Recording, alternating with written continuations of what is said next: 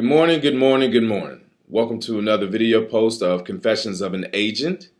Today I will be presenting a topic of hiring the right people, part 3 of an 8 video post series of things to think about as a business owner.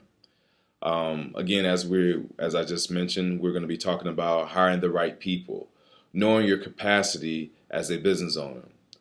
What is your capacity as a business owner? What are the roles in your office or business that need to be filled?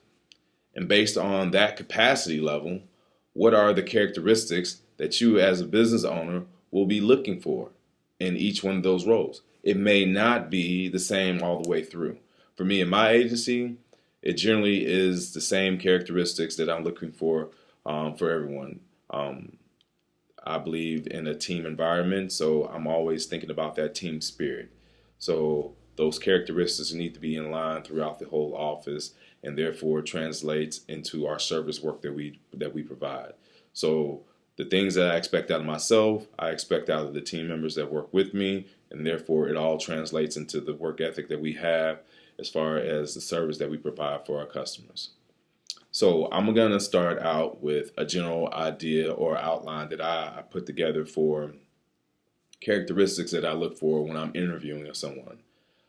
Generally, again, when I interview, I ask open-ended questions. I ask questions that are not on the resume, and I look for these things that I'm going to highlight. And this is going to be a short video post. I realize the other ones were over 10 minutes, and our span of control is only so much. So I'll get right to the point and give you the outline of the characteristics that I look for. Starting with work ethic. What type of work ethic do they exemplify? Not only through their resume, but can they talk about or talk up to their work ethic? What things do they bring to the table when it comes to the work ethic? Social intelligence. I believe in being informed. Our customers are informed, so therefore we need to know what's going on around us. So I tend to kind of lean towards people who are socially aware and proactive. Do they volunteer? Do they believe in volunteering? Do they help out in the communities? Do they have children that are participating in other activities? And do they help out? I like to kind of get that social interaction level, that gauge on that. Dependability. Do you have transportation to get back and forth to work? Some people don't, but they can get back and forth to work. They take public transportation if it's available. They take Uber. They take Lyft. So I'm looking for that level of dependability. Are you a person that I can count on? If I'm asking you to be here at 8:30, will you be here at 8:15? Same thing on your interviews. Immediately, if they don't show up on time, or if they show up on time, they're late, it's always best for somebody to show up early. I believe in that wholeheartedly. Communication skills. This one I'm a little bit lax, just because myself, I don't speak perfect grammar, which is something that I know people around me try to correct all the time. Contribute that to Chicago Public Schools Foundation and the other schools I attended to. Don't blame the hype. But communication is very, very necessary. You need to be able to articulate yourself and have compassion and passion for the things that you're actually going to be talking about throughout your business, especially if it's a sales-oriented service business. If you're doing service work, it's like cleaning service, how passionate are you about cleaning that particular item? Treat it like your own. Adaptability. Is the person able to adapt to different positions within, especially when you're talking about processes and capacity? Someone may be out, but that person needs to be able to adapt and take over that other position if need be, and just being able to have that versatility. What kind of skills, what type of skill sets can that person bring to the table is what I'm looking for. And obviously, I'm looking for a positive thinking person. We all come across those days where things are just not going right, and we just have to fight ourselves to kind of think positive. On my worst day, I'm still going to try to give you my best effort to my policyholders. So I expect that out of team members that I'm going to be working with. What type of motivation does that person have? Most people, well, I'm not going to say most people, a lot of people are not always motivated by money. Some people just need to get out of the house and do something. Some people want to generally just help people. So I tend to gauge what kind of motivation they have up front. I do a couple personality tests depending on how our phone interview went. Because I generally do a resume review. Based on the resume, I might be interested in doing a phone interview.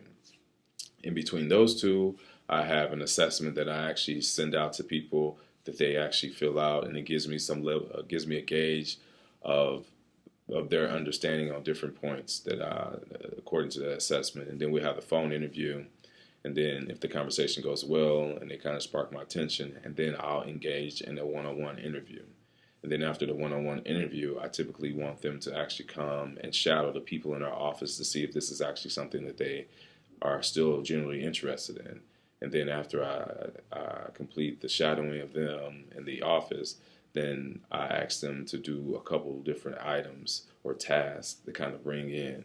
And I know all this is tedious, but again, you're going to be paying a lot of money for training.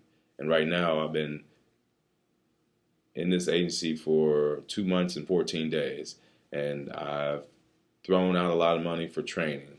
And sometimes you see things work, so you tweak them. And that's one of the things that I've tweaked is my general screening up front, because I want good people around me, because this is a business that I want to be in 20 plus years.